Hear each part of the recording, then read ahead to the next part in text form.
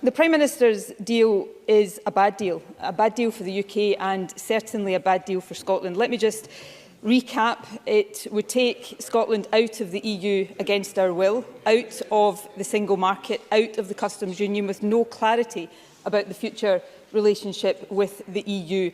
I don't think any MP with the best interests of Scotland at heart should vote for that proposition. But I would say gently to Jackson Carlaw, even if every single SNP MP had voted for the deal earlier in the week, it would still have been heavily defeated because the Prime Minister failed to persuade so many in her own side. Indeed, she's failing to persuade those in her own cabinet. But Jackson Carlaw mentions the National Farmers Union. Here's what they said yesterday about the tariff schedule that was published by the UK Government. They said that it undermines the food security of the UK. What an appalling set of circumstances. And of course, they also wrote to every Scottish MP urging them to take no deal off the table. So perhaps Jackson Carlaw would like to explain to the Chamber and to the public today why, with just one exception, and I'm not talking about David Mundell, with one exception, none of the Scottish Tory MPs voted last night in the House of Commons to take no deal off the table. That is what was utterly shameful, and perhaps Jackson Carlaw would care to explain it. Jackson Carlaw. Presiding officer, on Tuesday of this week, the SNP Cabinet Secretary Michael Russell, sitting just next to her, accused those who backed the Prime Minister's deal as being traitors to Scotland.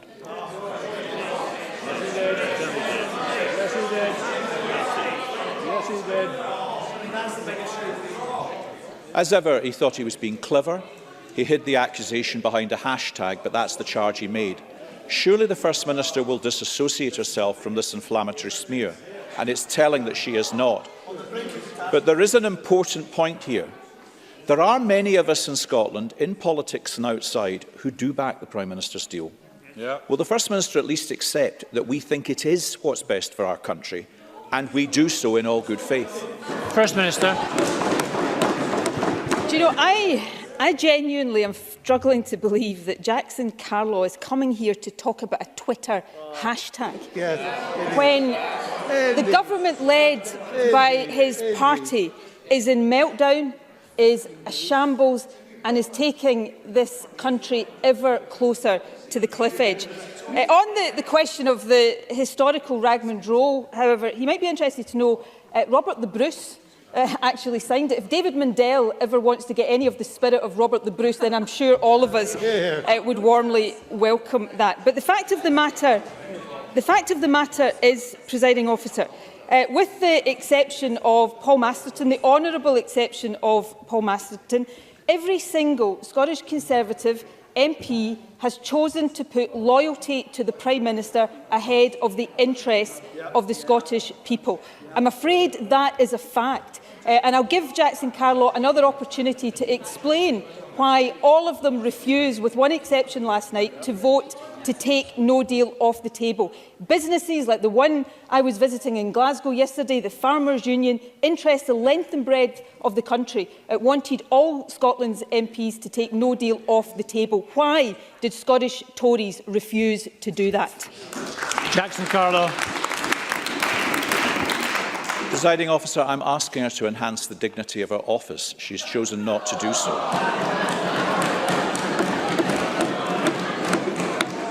Presiding officer, many joined the business organisations I mentioned in backing the deal earlier this week because we believe it is a good deal which offers certainty for business in the country.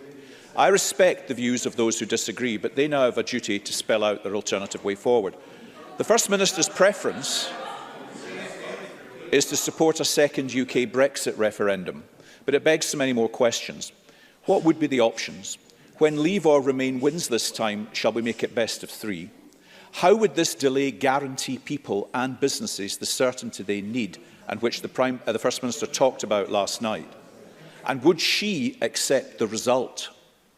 Or is all of this, as many of us suspect, just a prelude to yet another referendum, the one she really wants? First Minister. Well, I think the result result of the 2016 Brexit referendum in Scotland should have been accepted because Scotland voted overwhelmingly to remain in the European Union. Can I remind him again, though, and this is where Jackson Carlaw, or one of the many areas where Jackson Carlaw is really struggling here, not surprisingly, given the mess the Tories are making, not just of Brexit, but of the entire UK right now. If every single SNP MP had voted for the Prime Minister's deal on Tuesday night, it would still have gone down to a heavy defeat because she has not managed to persuade those in her own party, let alone anyone else. And in terms of spelling out a way forward, I spent 2 years, more than 2 years, suggesting compromise to the Prime Minister. Single market, customs union, compromise. That was cast aside, ignored and dismissed, as every vote in this Parliament on the issue has been cast aside, ignored and dismissed by the Tory government. But the way forward now, yes, is to put this issue back to the people. Parliament has failed to resolve this issue. And if Parliament can't decide, the people should. So that's what I think is the way forward, and it's a better way forward than the Prime Minister trying to bully the House of Commons into accepting a bad deal. She should accept defeat, change course and open her mind now to the right way forward. Jackson Carlaw. Not that this First Minister has ever sought to bully this Parliament when they've been defeated on issues. But we have accepted the result of all referendums. The First Minister has accepted the result of none. The blunt truth is the First Minister will only accept the result of a referendum, anyone, if it goes her way. I back a deal that gives our fishing communities the sea of opportunity they want, a deal supported by our whisky industry, giving them frictionless trade across the continent, a deal that our farmers say will ensure there are no hard barriers to our biggest market. All these Scottish organisations, and many all across Scotland, are telling us to back the deal and get this done. Isn't it time to respect the result, back an orderly exit, Brexit? The whole country gets a chance then to move on. First Minister. I do respect the outcome of the 2016 referendum. Scotland voted to remain in the EU. That is the best outcome for Scotland. And if the Tories, for once in their life, could ever find it within themselves to stand up for Scotland rather than standing up for a beleaguered Prime Minister, then they would also recognise it's the best future for Scotland. Frankly, it is deluded for anyone to suggest that there is majority support across Scotland for the Prime Minister's deal. There is not support for leaving the EU. There is certainly not support for leaving on the basis of such a profoundly bad deal. The Prime Minister's deal has been defeated overwhelmingly in the House of Commons, not just once but twice. It is time for her to accept that defeat and open her mind now to an alternative way forward. Let's get no deal properly off the table. Let's seek a lengthy extension to allow this issue to go back to the people. If the Conservatives were listening, not to their bosses in Westminster, but if they were listening to majority opinion across Scotland, that's exactly what the Conservatives would be arguing for. And I think it is to their great discredit that they are failing to do that, that they are indeed failing Scotland. Question number 2, Richard Leonard. Presiding Officer, last night the House of Commons voted to oppose a no-deal Brexit. But as the law stands, we will still be leaving the European Union on the 29th of March with no deal. The First Minister and I agree that no deal would be a disaster. 2 years of Theresa May claiming that no deal is better than a bad deal is nothing less than a lie. Does the First Minister agree with me that despite last night's vote, no deal remains an immediate and a very real danger? Be careful about the language, Mr Leonard. First Minister.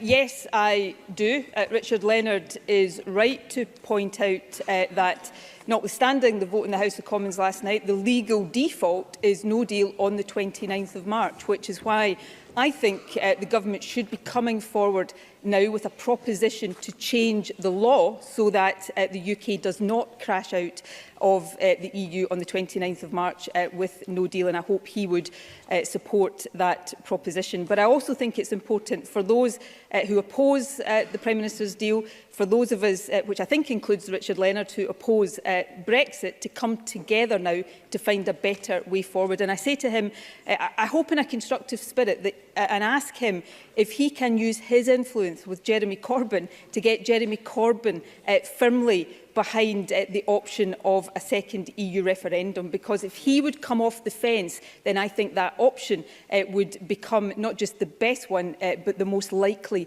next step. So will he, perhaps this afternoon, get on the phone to Jeremy Corbyn and ask him to, at long last on the issue of Brexit, start showing some leadership?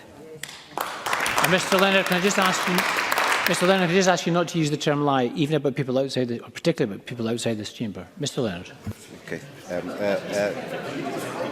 Thank you, Presiding Officer. Can I just remind the chamber that last week in this Parliament, all parties voted to reject no deal in all circumstances, with the sole exception of the Tories. What does it say about the Tories in here that every single one of them, without exception, voted for something that neither the Secretary of State for Scotland nor Jackson Carlow's own MP could support last night? Absolutely. But the reality is this: without a majority in the Commons for an alternative, no deal remains a threat. So does the First Minister agree with me that tonight members of Parliament must vote for Article 50 to be extended long enough to allow for a majority in Parliament to be formed in favour of a different approach? First Minister.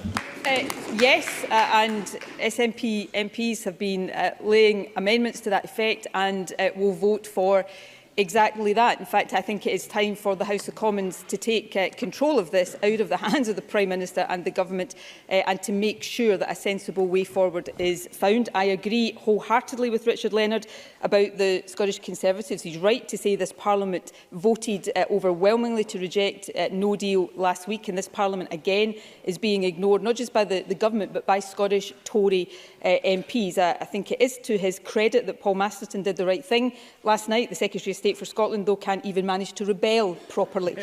He pathetically opted for an abstention to save his own job rather than properly standing up for this country, and that, I think, is a disgrace.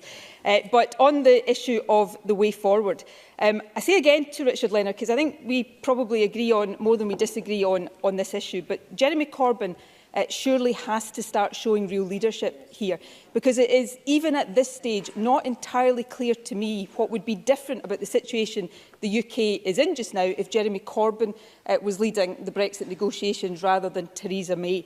The way to break the parliamentary deadlock is to put this issue back to the people. So I hope Richard Leonard will seek to persuade his leader that that is the option that should be backed, and then we can build a majority around that and find a better, the right way forward, not just for Scotland but for the whole of the UK. Richard Leonard. Well, Jeremy Corbyn's made it clear that the House of Commons has got two options.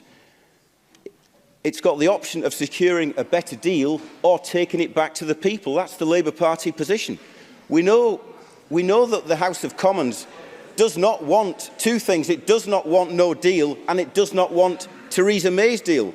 But the Prime Minister still isn't listening, and she says that she wants to bring back her deal back for a third time, even though the deal is dead. Does the First Minister agree with me that the Prime Minister cannot keep asking the same question until she gets the answer that she wants? First Minister. Yes, I agree with that. One of the favourite catchphrases of the Tories is we said no and we mean it. Perhaps they should start applying it to the Prime Minister and the Government in London.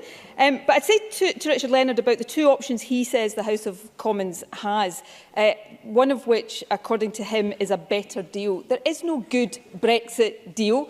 A Labour Brexit will not be better or less damaging to Scotland than a Tory Brexit. It is Brexit that will do the damage to Scotland, and that is why we should be seeking to honour the vote of the Scottish people and reverse Brexit if we possibly can. So I hope we will be able to put a majority behind a second EU referendum so that people, not just in Scotland but across the UK, knowing everything that is now known about Brexit, can take that opportunity to keep the UK and to keep Scotland where it belongs, which is within the European Union. Yeah.